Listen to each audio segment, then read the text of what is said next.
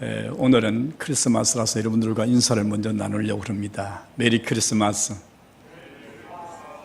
여러분들과 오늘 영상 예배를 드리는 모든 우리 양의 가족들, 이 가정과 또 이 교회 위에 하나님의 평강의 은혜 그리고 성탄의 큰 기쁨의 축복들이 임하시기를 주님의 이름으로 축원합니다. 오늘 저는 이 표정을 어떻게 가져야 될까 상당히 고민을 했습니다.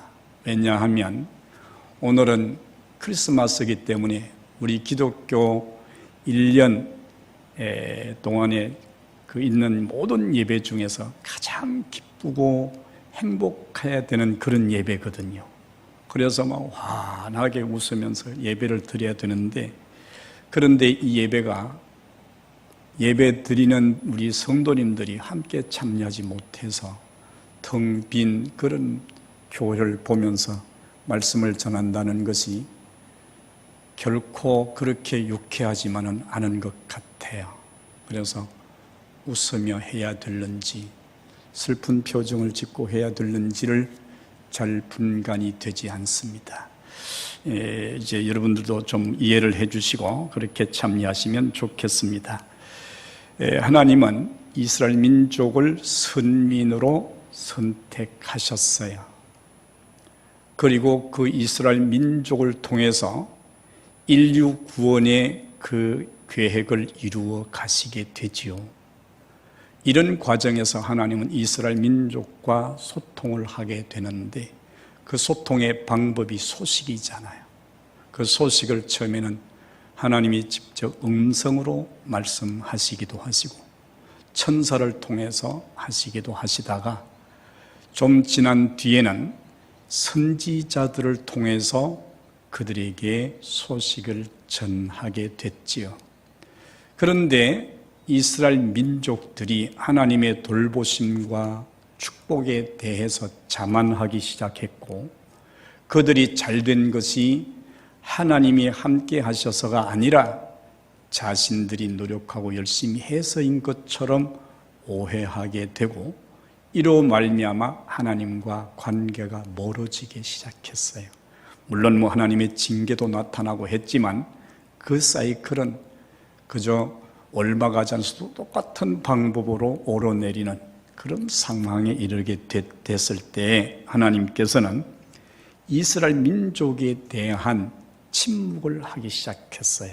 그래서 말라기 선지자를 마지막으로 이스라엘 민족에게 다시는 하나님이 선지자를 보내지 않으셨어요. 그 기간이 400년 동안이었어요. 그래서 이 400년 동안 기간을 신학적인 용어로는 신구약 중간기라 이렇게 말해요.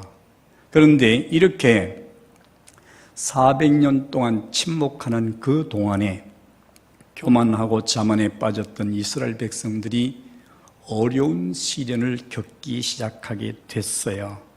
이렇게 해서 그들은 하나님이 주신 그 은혜를 잃어버린 채 시련과 고난과 역경 속에 빠지게 됐는데, 그래서 예수님이 탄생하시기 이전의 형편을 살펴보면 로마 제국의 정치적, 경제적, 종교적, 인권적 탄압이 있고 착취가 심하게 되었어요.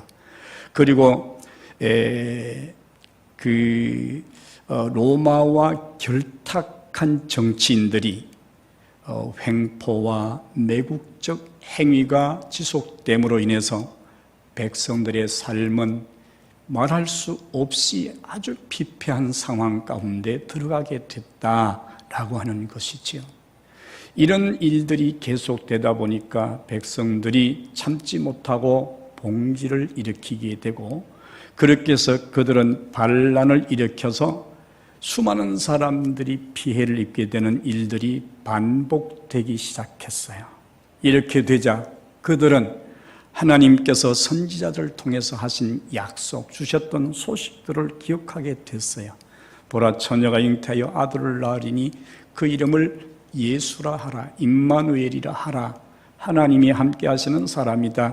그런 말씀을 이사야 7장 14절에서 주셨는데, 그 말씀과 미가서 5장 2절에서 베들레헴 에브라다야 너는 유대 고을 중에 작을지라도 내게로 한 다스리는 자가 나와서 너희를 다스릴 것이라고 하는 이런 말씀을 그들이 기억하게 됐어요. 전에는 그것이 별로 그렇게 중요하게 느껴지지 않던 그들이 하나님의 침묵으로 인한 시련과 고통과 어려움이 지속되면서 메시아에 대한 대망하는 마음이 점점 고취되기 시작했던 것이지요. 이렇게 해서 이스라엘 민족들이 언제 우리 하나님께서 우리가 기다리는 약속하신 메시아를 보내실 것인가, 또 그런 소식을 언제 들려줄 것인가 라고 하는 기대에 부풀어 있었습니다. 어디를 봐도 희망이란 전혀 보이지 않는 그런 때에 그들은 하나님이 그들에게 전해주시는 좋은 소식에 귀를 기울이지 않을 수가 없었는데 하나님은 그래도 침묵하고 계셨던 것이지요. 그러다가 이제 오늘 본문 말씀 있는 그대로 그 지역의 목자들이 밤에 밖에서 자기 양떼를 지키고 있을 때 하나님께서 천사를 보내서 그들에게 큰 기쁨의 좋은 소식을 전하는 그런 일이 오늘 본문에 기록되어 있고 그 시대에 나타나게 됐다는 것이지요. 여러분, 이들이 400년 동안 그렇게 하나님의 그 기쁜 소식을 기다리고 사모했다가 그 기쁨의 소식이 들려질 때 그들의 그 마음속에 소식을 받으면서 그 느끼는 기쁨이라는 것은 아마 이루 말로 할 수 없을 만큼 크고 놀라운 것이었을 거라고 생각이 돼요. 그래서 오늘 제목을 큰 기쁨의 좋은 소식 이렇게 잡았습니다. 이렇게 해서 그들이 천사를 통해서 큰 기쁨의 좋은 소식을 줄 것이라고 하셨는데, 그래서 오늘 성경은 11절에서 오늘 다윗의 동네에 너희를 위하여 구주가 나셨으니 곧 그리스도 주시니라.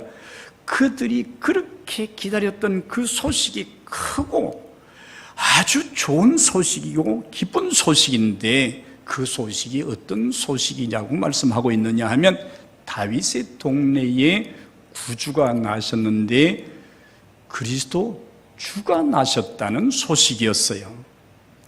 그렇게 해서 그들이 이 소식을 받으면서 정말로 말로 할 수 없는 큰 기쁨을 이제 느끼게 되는데, 왜 그러냐 하면 그들이 처해 있는 현실이 그들의 힘으로나 그들의 방법으로는 이것을 이렇게 이겨낼 그런 상황이 아니거든요. 그러다 보니까 이제는 구주가 오셔서, 메시아가 오셔서 우리의 왕으로 우리를 다스리시고 그렇게 하면서 이 나라를 회복시켜 주시기를 바라는 마음이 간절했기 때문이라는 사실이지요. 그래서 그들은 그 소식이 말로 할 수 없는 크고 좋은 소식, 기쁨의 소식이 될 수밖에 없었다, 그런 말씀이죠. 그래서 오늘 이제 그들에게 주신 그 천사를 통해서 주신 소식은 베들레헴에 구주가 나셨는데 그리스도 주시라. 구주가 나셨다는 말은 구원자가 나셨다, 그런 이야기잖아요. 그리고 그 구원자가 누구냐? 그리스도 주라는 거예요. 기름을 받은 주인이라는 거예요. 왕이라는 거죠. 그래서 그분은 바로 이 땅에 하나님의 아들로 보내심을 받는 예수 그리스도라는 사실이 성경에 기록되어 있습니다. 이렇게 되고 보니까 그들의 마음이 너무너무 기쁘고 감사하고 어쩔 줄 모르는 그런 상황에 있게 되죠. 뿐만 아니라 이 말씀을 조금 더 깊이 들어가 보면 마태복음 1장에서 이렇게 말씀하고 있습니다. 그는 그의 이름을 예수라 하라, 이렇게 말씀해. 그렇게 한 것은 그가 자기 백성을 자기들의 죄에서 구속할 자이기 때문이다, 이렇게 말씀했어요. 예수 그리스도는 현실의 어려움을 당하고 현실의 고난에 처해 있는 자들을 건져주시는 구원자뿐 아니라 근본적으로 인류를 패망의 길에 몰아넣는 죄 문제, 이 인류가 누구도 이를 해결할 수 없는 이 죄 문제를 오셔서 해결하기 위해서 이 땅에 오신 분이다. 그래서 그는 기름 부었는데 제사장으로, 선지자로, 왕으로 이 땅에 오시게 됐다는 거지요. 어느 한 면을 봐도 예수 그리스도께서 이 땅에 오신 그 소식이 크고 기쁘고 좋은 소식이 아닐 수 없다는 거죠. 그래서 이 천사들이 전해준 이 소식은 너무너무 놀랍고 크고 이제 기쁜 소식이었다, 그런 말씀이죠. 이제 오늘 우리가 크리스마스 날이잖아요. 성탄절 지금 예배를 드리고 있잖아요. 그럼 우리는 무엇을 듣고 있습니까? 이 소식을 듣고 있는 거잖아요. 매년 이 시간 되면 듣는 소식이에요. 물론 이것은 성경 66권 전체가 다 우리에게 이 소식을 전하는 것이긴 하지만, 그래도 이날은 주님이 세상에 오시고 성탄이 탄생하신 날이기 때문에, 그래서 우리는 이날 이 소식을 듣게 된단 말이죠. 그러면 그때에 밖에서 밤에 자기 양떼를 지키다가 천사들에게 이 기쁨의 소식을 들었던 그 목자들처럼 우리도 이 소식을 듣는 거 아니겠습니까? 그렇다면 이 소식이 우리에게 어떤 소식이 되어야 되겠느냐? 말할 것도 없지요. 큰 기쁨의 좋은 소식이 되어야 될 줄로 믿습니다. 할렐루야. 우리 가정에서 예배 드리는 영상 예배 우리 어느 성도들도 여러분들이 이 말씀에 아멘 하셔야 됩니다. 왜냐하면 이 예수 그리스도께서 오신 것이 이스라엘뿐 아니라 온 인류를 구원하는 구원의 큰 기쁨의 좋은 소식이기 때문이라는 것이죠. 그래서 그는 오셔서 복음만 전하시지 않았어요. 병든 자를 만나면 고쳐주시고, 문제가 있는 자를 만나면 해결해 주시고, 하나님의 말씀을 사모하는 자에게는 하나님의 말씀을 그들에게 선포하시는, 그래서 육신적이고 세상적인 일까지 하나님 예수님께서는 해결해 주실 뿐 아니라 마지막에 십자가를 짊어지시고 그가 이 땅에 보냄을 받은 마지막 목적인 인류 구원의 일을 이제 다 이루셨다는 사실입니다. 그러므로 오늘 우리가 코로나로 두려워하는 지구촌의 온 백성들이 이 말씀이 정말로 좋은 소식, 큰 기쁨의 소식이 되기를 바라고요. 경제적 어려움과 정치, 사회, 교육, 군사 모든 곳에 어려움을 당하고 있는 모든 이들에게 미칠, 이제 그들에게 필요한 그런 미칠 큰 기쁨의 소식이 되시기를 주님의 이름으로 축복합니다. 자, 그러면 천사가 전해준 이 소식이 큰 기쁨의 좋은 소식인데, 그럼 이 소식이 모든 사람들에게 다 그렇게 기쁘고 좋은 소식으로 전해졌을까? 아닙니다. 오늘 제목을 큰 기쁨의 좋은 소식 이래놓고 여기서 아니라고 하면 뭔가 앞뒤가 좀 안 맞는 것 같은 느낌도 들어요. 그런데 사실이에요. 왜 그러냐 하면 마태복음 2장 1절로 3절을 제가 빨리 읽어보겠습니다.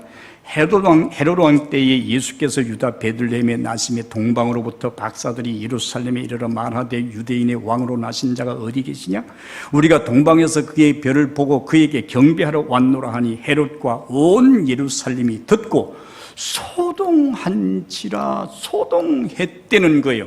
이 기쁜 소식을 그들이 바로 못 전해드려서 지금 그들은 이 사실이 어떤 사실인지 알 수 없이 있을 때 동방에서 별을 보고 이 소식을 알고 찾아온 박사들에게로부터 이 소식을 들었습니다.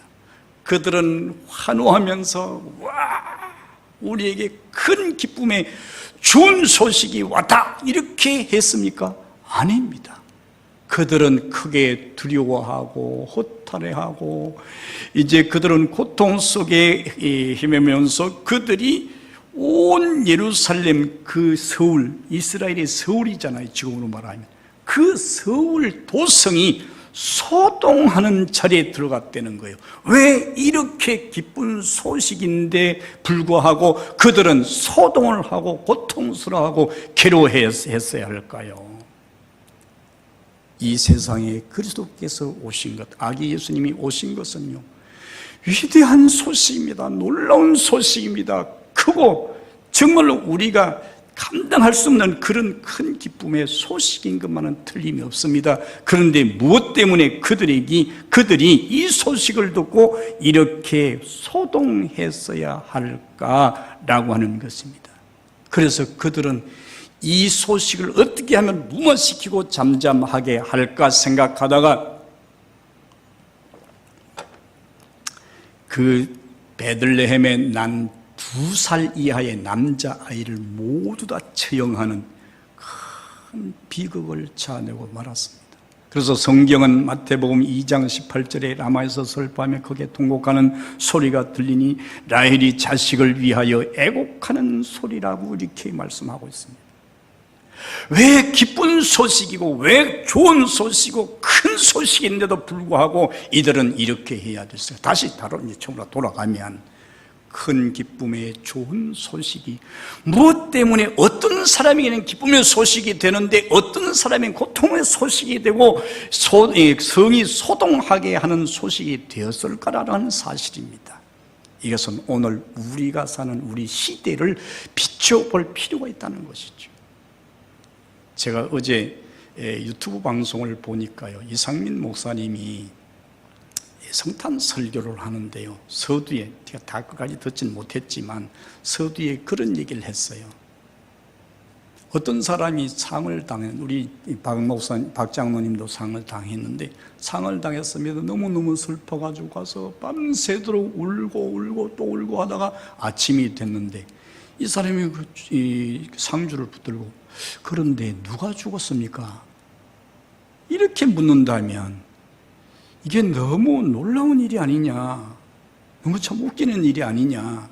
그런데 오늘날 성탄절을 맞이하면서 메리 크리스마스, 기쁘다 구주셨네, 고요한 밤, 거룩한 밤, 흰눈 사이로 이렇게 캐롤을 부르고 즐거워하는 그들이 과연 이 성탄이 무엇인지를 알고 기뻐하고 알고 그렇게 이제 그 축제를 벌이냐는 것이지요.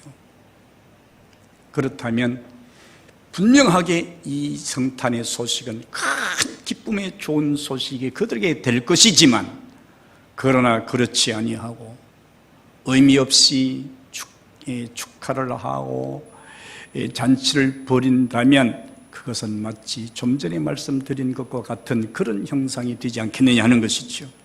자, 그러면 왜 목자들에게는 이렇게 기쁘고 큰 좋은 소식이 헤롯과 그와 비슷한 위치에 있는 모든 사람에게는 이런 고통의 소식이 됐을까 하는 것이, 그건 오늘 성경 말씀에 보면 이렇게 말씀하고 있습니다. 14절에, 2장 14절에 지극히 높은 곳에서는 하나님께 영광이요 땅에서는 하나님이 기뻐하신 사람들 중에 평화로다, 이렇게 말했어요. 자, 이 말씀을 가만히 들여다보면 이 큰 기쁨의 좋은 소식이 누구에게만 좋은 소식으로 들려줄 수 있는가가 들어있다는 것을 알 수 있어요. 그게 바로 뭡니까? 여기 보니까 땅에서는 하나님이 기뻐하시는 사람들 중에만 좋은 소식이 된다는 거예요. 그 말은 무슨 말입니까? 하나님이 기뻐하시는 사람들이라는 것은 하나님이 좋아하시는 사람들, 하나님의 마음에 드는 사람들, 내가 이세 아들 다윗을 만나니 그가 내 마음에 합한 사람이라, 드는 사람이라, 맞는 사람이라 그렇게 했듯이 그런 사람들에게 좋은 소식이고 그런 사람들의 큰 기쁨의 소식이 되는 거라고 이렇게 말씀하고 있습니다. 오늘 성탄의 기쁜 소식은 모든 사람, 온 백성에게 미칠, 온 지구촌에 미칠 큰 기쁨의 좋은 소식인만은 틀림이 없어요. 그런데 왜 그렇지 않은 일이 있느냐? 그것은 하나님이 기뻐하시는 자가 되지 못했기 때문이라는 사실이에요.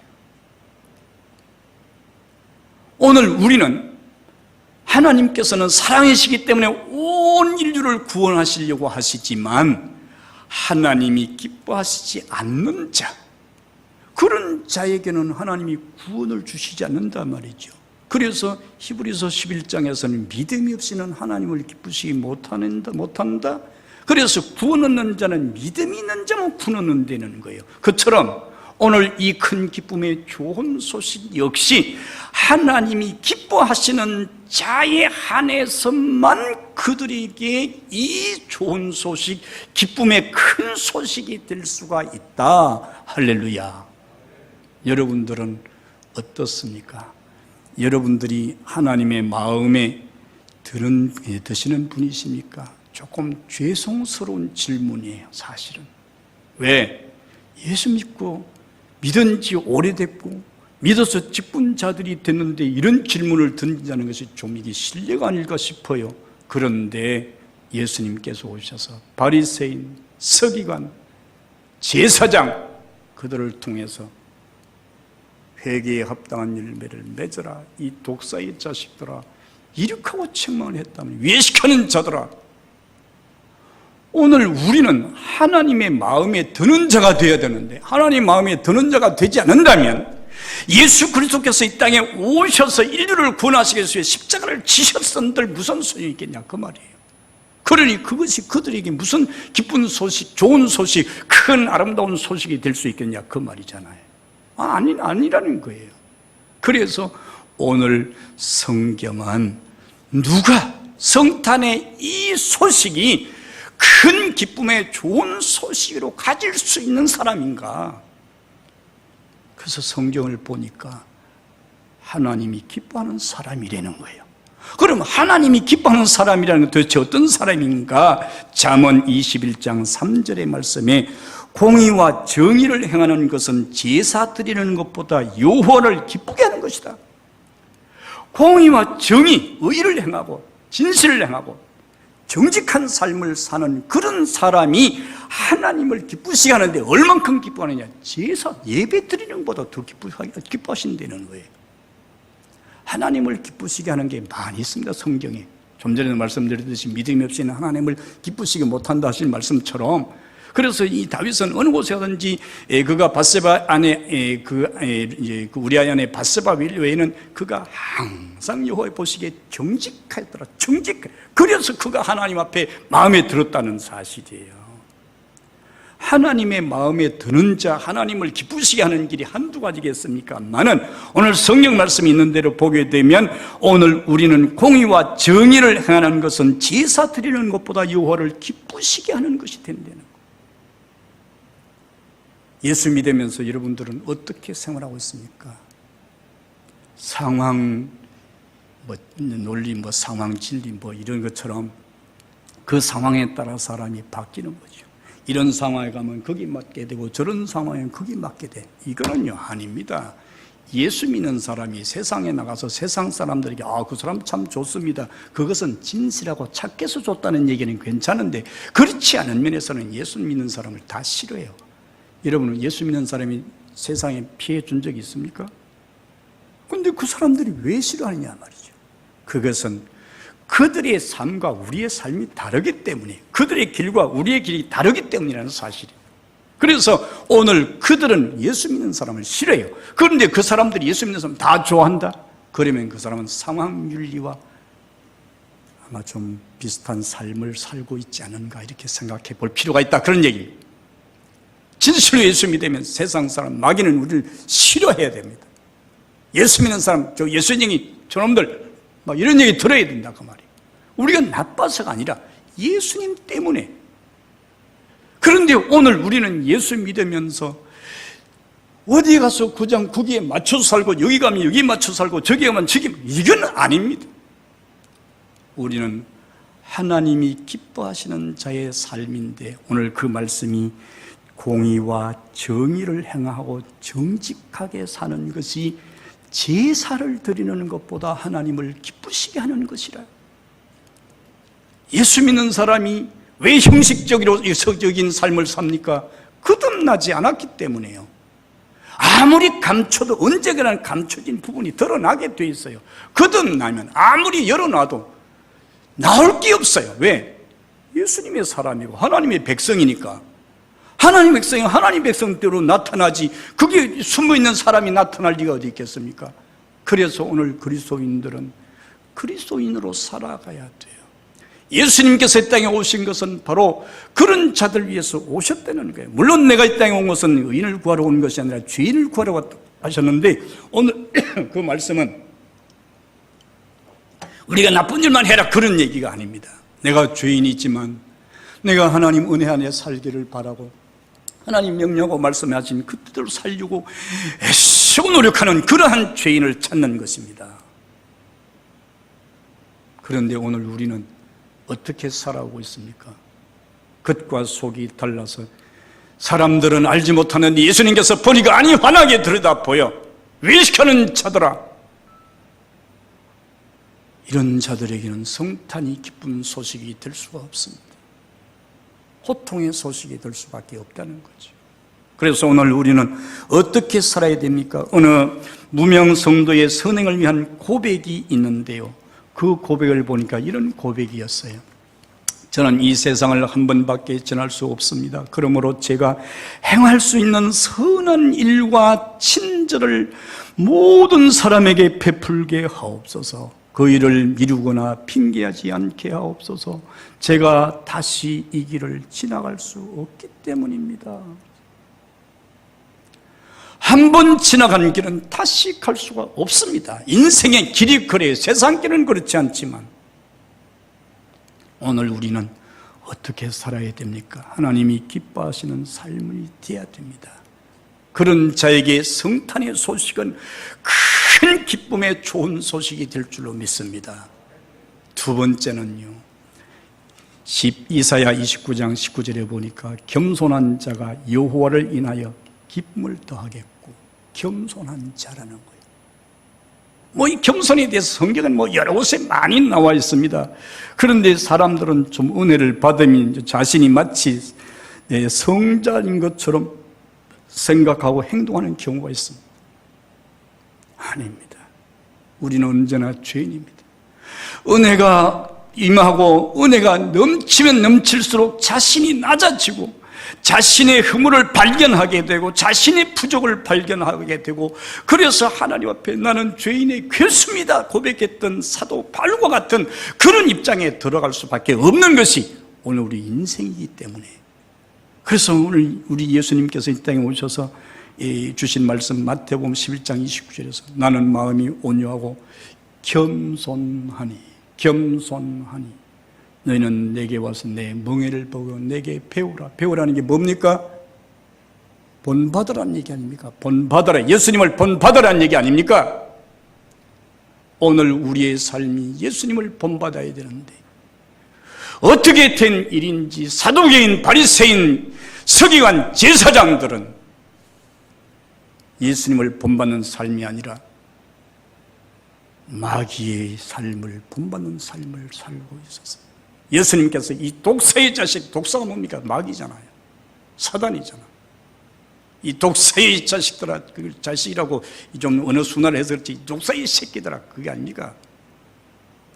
왜 그렇습니까? 오늘 우리가 하나님 앞에 우리의 삶이 정말로 거듭나고 새로 나야 되는데, 니고데모 예수님께서 네가 물과 성령 거듭나지 아니하면 너는 하나님 나라에 들어가는 것은 고사하고 볼 수도 없다는 게, 볼 수도 없다는 거예요.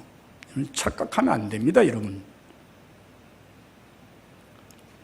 무슨 예수 믿는 게 무슨 이렇게 행사하는 것이고 무슨 잔치하는 것처럼 그렇게 생각하고 말이지, 파티하는 것 생각하고 와서 그냥 실컷 먹고 마시고 그냥 가고, 이게 예수 믿는 게 아니에요. 이게 예수 믿는 게 아니에요.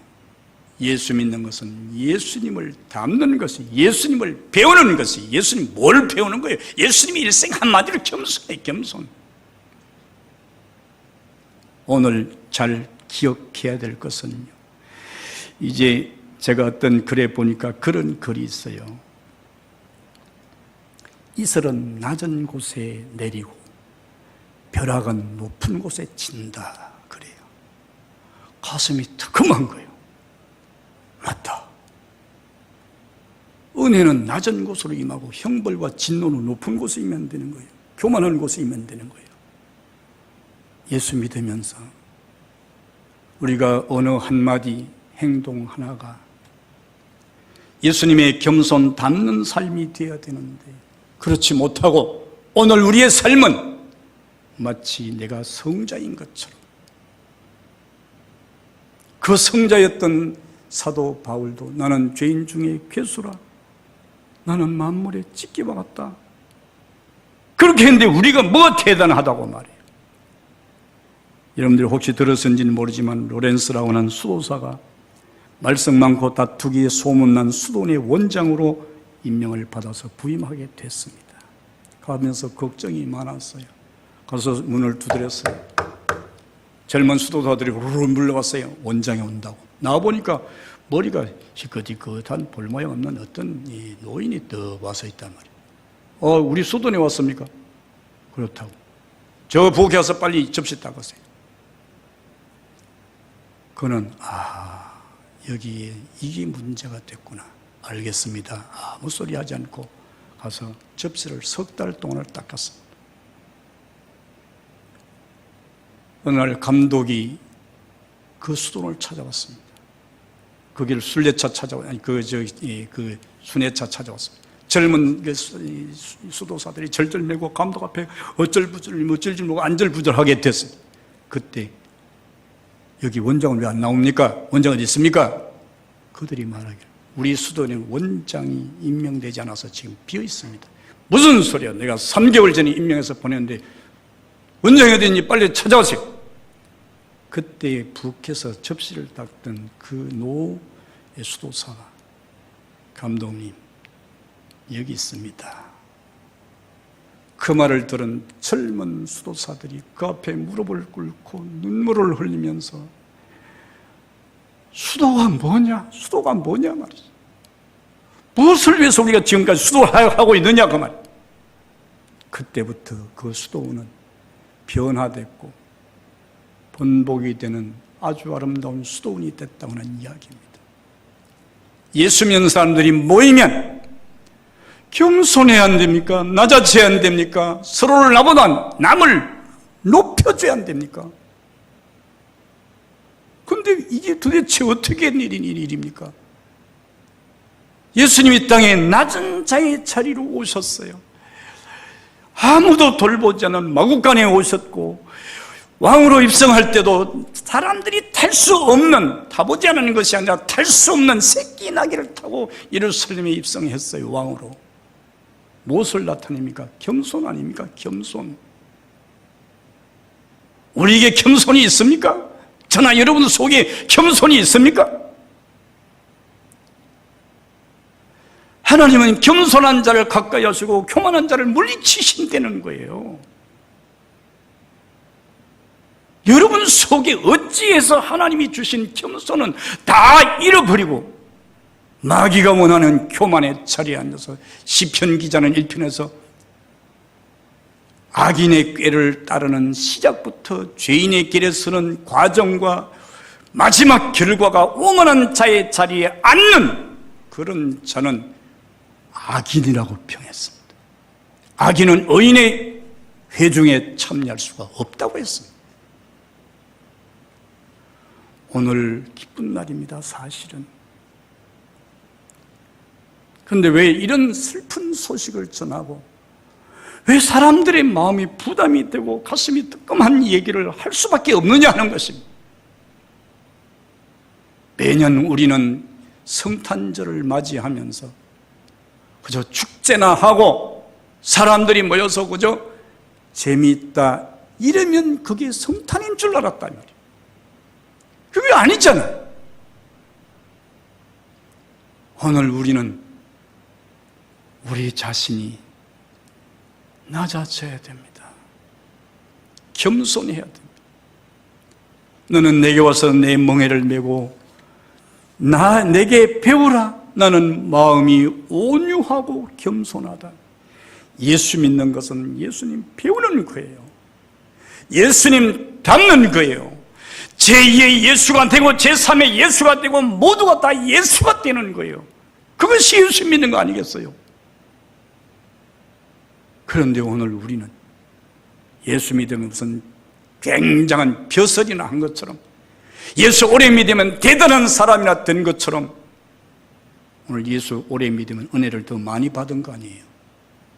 작게 받은 사람, 많이 받은 사람, 누가 더 감사하고 누가 더 겸손해야 되겠어요?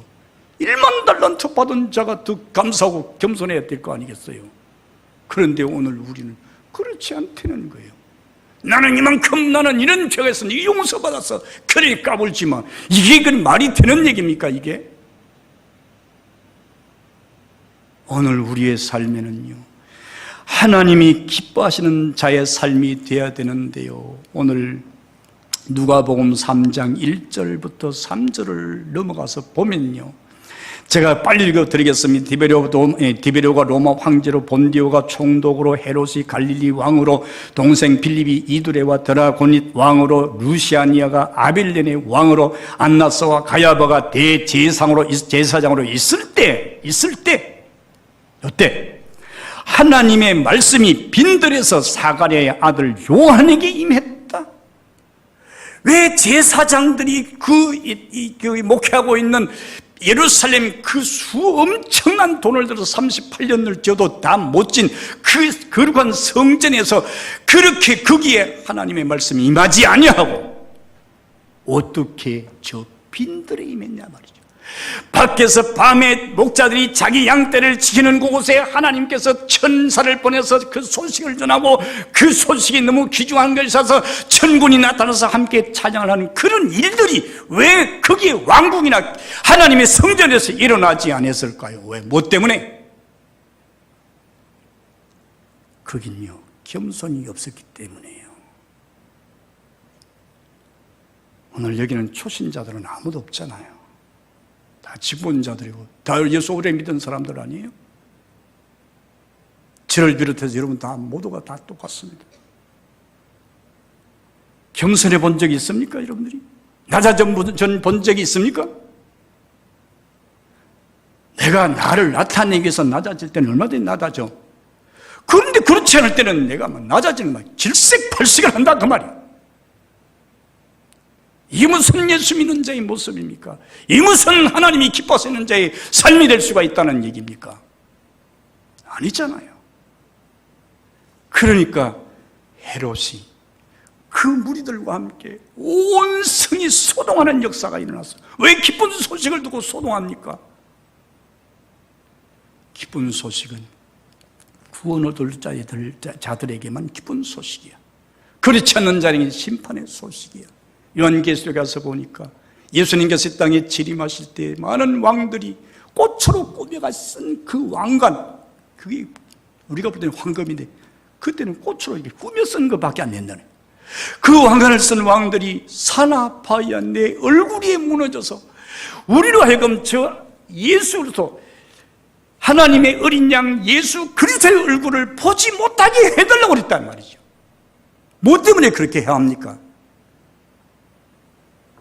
이 땅을 구원하시고 이 땅을 이제 평화의 세상으로 만들기 위해서 오시는 그 예수 그리스도가 우리는 마라나타 이럴 텐데, 아이고 얼굴이 돌의 얼굴이 무너져가지고 내가 예수님 얼굴 좀 안 봤으면 좋겠다 말이죠. 왜? 헤롯처럼. 오늘 우리는 어떤 모습으로 어떻게 지금까지 살아오고 앞으로 살아가려고 생각하고 있습니까? 내가 그리스도인입니까?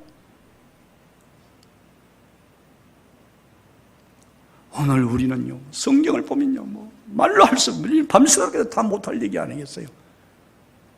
공의와 정의를 행하고 정직하고 거짓말하지 않고, 입만 열면 다른 사람 얘기 이렇다 저렇다 얘기하고 말이죠. 그러면서도 교회 직분 잘해요. 그렇다 하면서, 그렇게 하면서도 난 예수 20년 믿어서, 난 30년 믿어서, 난 평생 1회 3대 믿어서 뭐가 어떻다는 얘기입니까? 그래도 제가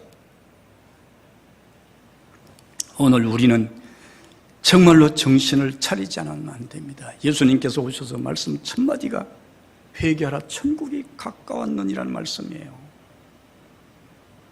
우리는 회개해야 돼요. 정말로 이 기쁜 성탄에 그 기쁘고 크고 좋은 소식을 들으면서 뭐 해야 돼? 회개해야 돼. 아까 우리 장로님 그런 기도도 했지만 우리는 정말로 회개하는 그런 모습이 우리에게 있어야 된다, 그런 얘기예요. 그래야 이 성탄의 기쁜 소식이 내 소식이 되는 거야. 그리고 내가 기쁨이 되고 내가 이것이 축복이 되는 것이잖아요. 오늘 우리가 그래도 그러니까 시간이 많이 가버려가지고 이 목사님 짧게 설교 그냥 잘 맞춰서 그냥 좋다고 그러는데, 오늘 나는 오래간만에 섰으니까 그냥 내려갈 수는 없잖아. 그냥. 오늘 성경 말씀에 보니까 땅에서는 기뻐하심을 입은 자들에게 평화로다. 하나님이 기뻐하신 자들에게 이 소식이 큰 기쁨의 좋은 소식인데, 그 기쁨의 무슨 좋은 소식이냐 그 말이야. 평화를 누리는 소식이라는 거예요. 평화가 뭡니까? 전쟁 안 하는 거 물론 평화입니다. 사람과 잘 지내는 거 물론 평화입니다. 그런데 근본적 평화는 하나님과 우리 사이의 원수의 원수. 하나님께서 이 땅에 예수 그리스도를 보냄으로 우리와 원수된 관계에 그를 화목제물로 보내셨어요. 화목제물로 보내셔서 죄는 우리가 짓고 그 값은 하나님이 지불 하셨다, 그런 얘기 아닙니까? 그래서 예수 그리스도로 말미암아 하나님을 기쁘시게 하는 자에게는 하나님께서 어떤 복을 주시느냐? 평화를 누리는 복을 주셨다는 거예요. 여러분, 평화가 얼마나 귀중한 건지 압니까? 평안할 때 잠이 잘 오지요. 걱정할 때 잠이 오는 거 봤습니까? 몸이 불편할 때 잠 오는 일이 있습니까? 가족들끼리 불할 때 잠이 오던가요? 우리 마음이 평안 없을 때 우리가 세상에서 우리 육신이 겪는 것도 그렇다고 말이에요. 그런데 우리는 죄 때문에 하나님과 원수되었던 자들이에요. 그런데 그리스도께서 이 땅에 아기 예수님으로 오시면서 그 기쁜 소식에, 우리에게 큰 기쁜 소식이 되는 것은 이제 하나님과 나와의 관계에서 원수 관계가 평화의 관계로 바뀌어졌다는 거예요. 할렐루야. 여러분, 이거 좀 느껴본 적이 있습니까? 하나님과 원수는요, 누구도 하나님을 그 원수의 상황에서 이겨낼 자가 없다는 그런 말씀이 있잖아요. 그렇기 때문에 오늘 우리는요, 어떻게 하든지 이 하나님과의 평화의 관계를 만들어야 됩니다.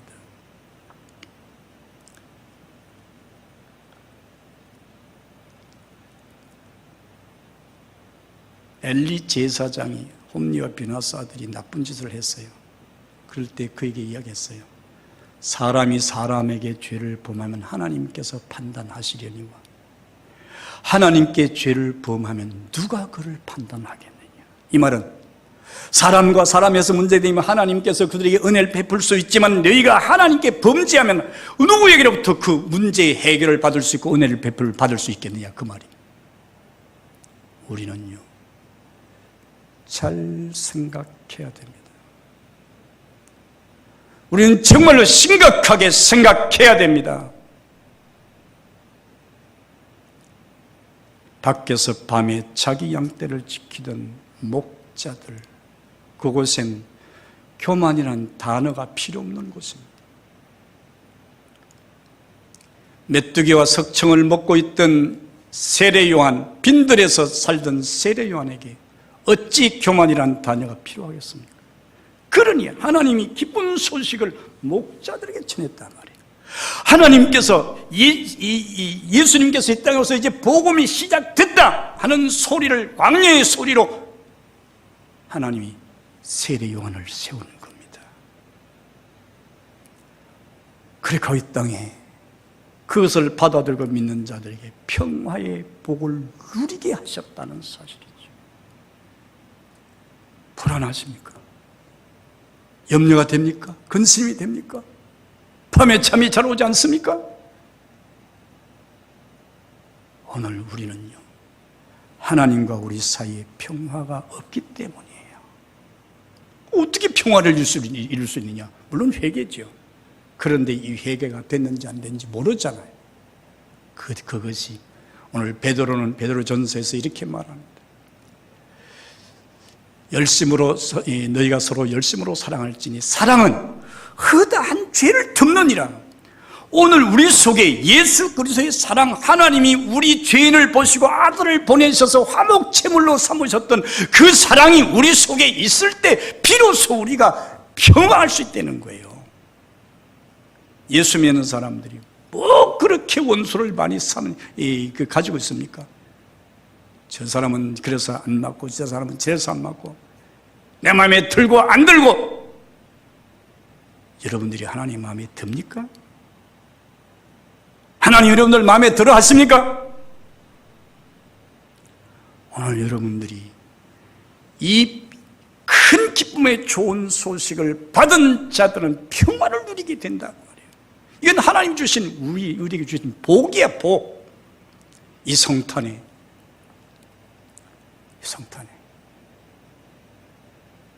땅에서는 기뻐하심을 입은 자들 중에 평화로다.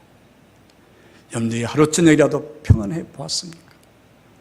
하루를 살면서 한 시간이라도 평안해 본 적이 있습니까?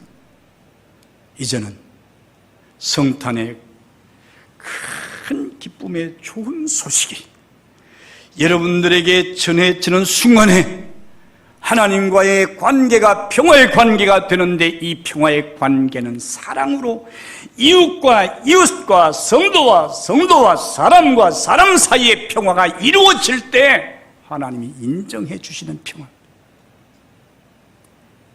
2020년의 성탄, 정말로 귀중한 성탄인데 슬픈 성탄이에요.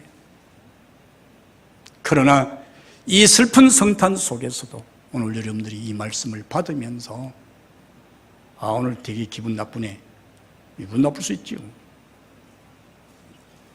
헤롯처럼 성을 소동시키려고 하지 말고 오늘 우리가 정말로 우리 자신을 어떻게 해야 될 것인지를 생각하고 이 평화가 여러분 모두의 평화가 되고, 가정에서 영상 예배를 드리는 우리 모든 이양의 가족들의 평화가 되고, 지구촌을, 미국경을 넘어서 지구촌에 있는 모든 이들에게 이 기쁨의 소식이 평화의 축복을 누리는 소식이 되시기를 주님의 이름으로 축원합니다. 고마우신 아버지 하나님 감사합니다.